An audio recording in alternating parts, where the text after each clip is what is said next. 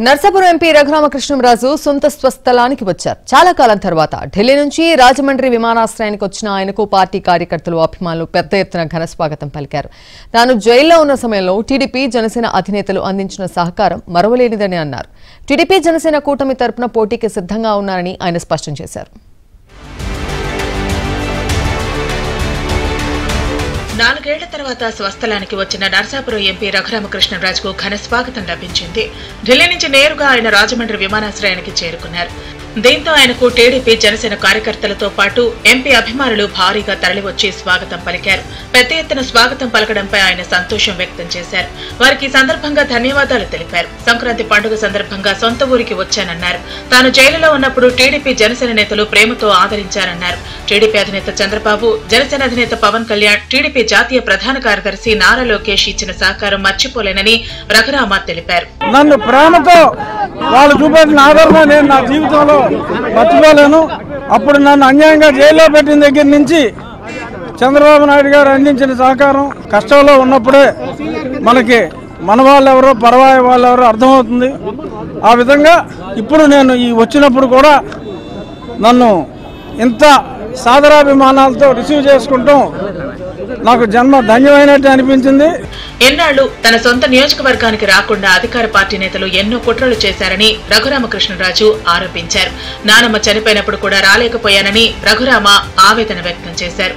ఆ సమయంలో చాలా బాధ అనిపించిందన్నారు. తాను ఎన్నికైన 4 నెలలకే వైసీపీ పరిస్థితి అర్థమై తాను బయటకు వచ్చానన్నారు రఘురామకృష్ణంరాజు. టీడీపీ, జనసేన కూటమి కలిసిన తర్వాత కోస్తాలో వైసీపీ పని అయిపోయిందన్నారు. ఫిబ్రవరి 2వ వారంలో ఆ పార్టీకి రాజీనామా చేస్తానని, అప్పటికి పొత్తులు ఖరారయ్యే అవకాశం ఉందన్నారు. టీడీపీ, జనసేన పార్టీల తరపున పోటీకి సిద్ధంగా ఉన్నానని ఆయన వెల్లడించారు. దుష్ట శక్తులను అంతం చేసేందుకు త్రిమూర్తులు కలిశారని, ఇప్పుడు కూడా అన్ని పార్టీలు కలిసి పోటీ చేయాల్సిన అవసరం ఉందన్నారు. పెనుగొండ మండలం సిద్ధాంతంలో ఆయన అభిమానులతో ఉద్దేశించి మాట్లాడారు. పొత్తులన్నీ కూడా ఒత్తులు తేలిపోయినా కాంక్రీటైజ్ అవుతాయి. అయిన వెంటనే నేను మరోసారి టీడీపీ, జనసేన నుంచి నర్సాపురం ఎంపీ అభ్యర్థిగా పోటీ చేసి సిద్ధంగా ఉన్నారు సార్. సిద్ధంగా ఉన్నా.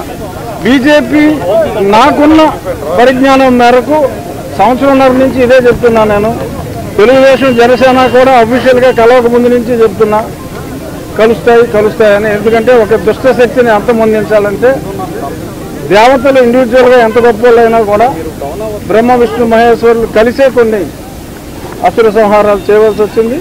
సో అందుకని 3 కలుస్తాయని నేను ముందు నుంచి చెప్తున్నా. 2 ఆల్రెడీ కలిసినాయి. ఈ ఇద్దరిలో ఒక ఆయన అటు కూడా కలుస్తున్నారు కాబట్టి 3 కలుస్తున్నట్టే లెక్క.